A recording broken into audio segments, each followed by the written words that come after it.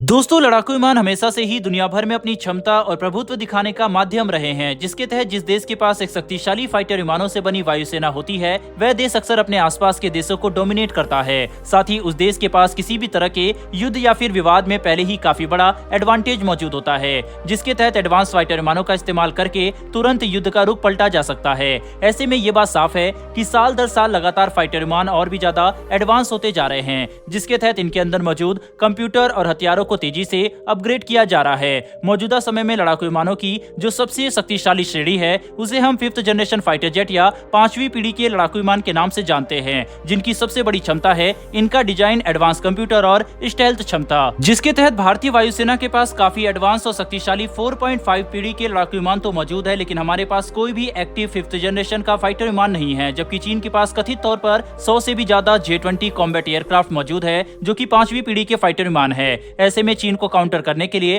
भारत एक शक्तिशाली लड़ाकू विमान का विकास कर रहा है, जिसे हम एमका के नाम से जानते हैं, जहां एक तरफ इस फाइटर विमान की पहली उड़ान की संभावना साल 2027 तक बताई जा रही है, वहीं पर दूसरी तरफ इस बात से इनकार नहीं किया जा सकता कि अलग अलग तरह की परेशानियों और टेक्निकल कारणों की वजह से इस प्रोग्राम में देरी हो सकती है, जो कि भारत की हवाई क्षमता को बरकरार रखने में काफी बड़ी परेशानी बनेगी। और अब इसी परेशानी का हल निकालते हुए जापान, इटली और ब्रिटेन ने एक साथ मिलकर भारत को अब तक का सबसे बड़ा ऑफर दे दिया है, जिसके तहत जापान, ब्रिटेन और इटली एक साथ मिलकर एक बेहद ही शक्तिशाली छठी पीढ़ी का फाइटर विमान विकसित कर रहे हैं, जिसका नाम इन्होंने GCAP यानी कि ग्लोबल कॉम्बैट एयर प्रोग्राम रखा है। और हाल ही में सामने निकल कर आई मीडिया रिपोर्ट के हिसाब से ये तीनों ही देश अपने इस फाइटर विमानों के सिस्टम और सब सिस्टम भारत को ऑफर करने के लिए तैयार हैं, जिनका इस्तेमाल हम एमका फाइटर विमान में कर सकते हैं। जापान, इटली और ब्रिटेन एक साथ मिलकर जिस छठी पीढ़ी के फाइटर विमान को विकसित कर रहे हैं, उसके सुपरसोनिक डेमोन्स्ट्रेटर की पहली उड़ान साल 2027 तक कराने की योजना रखी गई है, जिसके बाद साल 2035 में इसी फाइटर विमान के एक ज्यादा एडवांस वर्जन का टेस्ट किया जाएगा, जिसमें छठी पीढ़ी के सारे गुण मौजूद होंगे। यानी कि इस लड़ाकू विमान को विकसित करने के लिए पूरी तेजी के साथ काम चल रहा है। GCAP लड़ाकू विमान के अंदर काफी एडवांस रडार, कंप्यूटर और हथियारों को इंटीग्रेट किया जाएगा, लेकिन स्टेल्थ क्षमता के अलावा इसके अंदर दो बेहद ही एडवांस खूबियों को इंटीग्रेट किया जाने वाला है, जिनके नाम ऑगमेंटेड रियलिटी और वर्चुअल रियलिटी है। इन दोनों ही एडवांस तकनीकों का इस्तेमाल इस फाइटर विमान में इसीलिए किया जाएगा ताकि इसके कंप्यूटर एल्गोरिथम को ज्यादा एडवांस बनाया जा सके और पायलट को मैनुअली कम से कम चीजें काबू करनी पड़े। वहीं पर अगर हम बात करते हैं इस फाइटर विमान के कौन से सिस्टम और सब सिस्टम भारत को ऑफर किए जा सकते हैं, तो उनमें सबसे पहले नाम GCAP के इंजन, रडार और डिफेंस सिस्टम का आता है, जिन्हें छठी पीढ़ियों की खूबियों के साथ विकसित किया जाएगा। और अगर इन्हें भारत अपने एमका फाइटर विमान में इंटीग्रेट करता है, तो इससे हम नई तकनीकों को विकसित करने का समय और पैसा दोनों ही बचा पाएंगे, जो कि हमारे लिए एक काफी बड़ा एडवांटेज होगा। साथ ही जहां एक तरफ हम अमेरिका से अपने एमका फाइटर विमानों के लिए इंजन को खरीद रहे हैं, वहीं पर दूसरी तरफ अगर हम ब्रिटेन, इटली और जापान के साथ उनके छठी पीढ़ी के फाइटर विमान को विकसित करने के प्रोग्राम में साथ मिलकर काम करते हैं, तो इससे हमें न कि सिर्फ एक 6th जनरेशन इंजन मिल जाएगा, बल्कि हमें इसकी तकनीक मिलने की भी संभावना काफी ज्यादा होगी, जो कि हमारे लिए अमेरिका द्वारा ऑफर किए जा रहे लिमिटेड टेक्नोलॉजी के मुकाबले काफी अच्छा विकल्प है।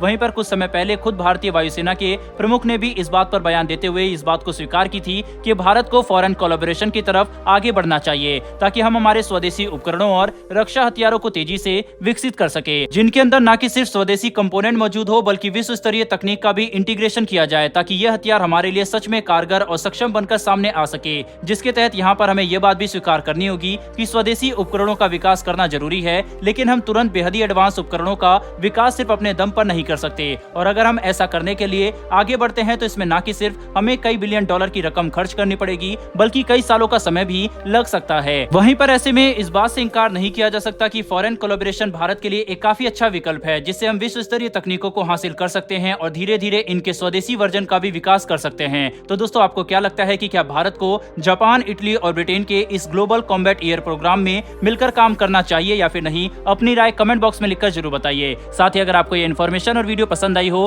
तो वीडियो को लाइक करके हमारी आने वाली डेली ऐसी वीडियो के लिए चैनल को सब्सक्राइब कर बेल नोटिफिकेशन अवश्य दबा लें। फिर मिलेंगे ऐसी एक नई वीडियो के साथ। धन्यवाद। जय हिंद।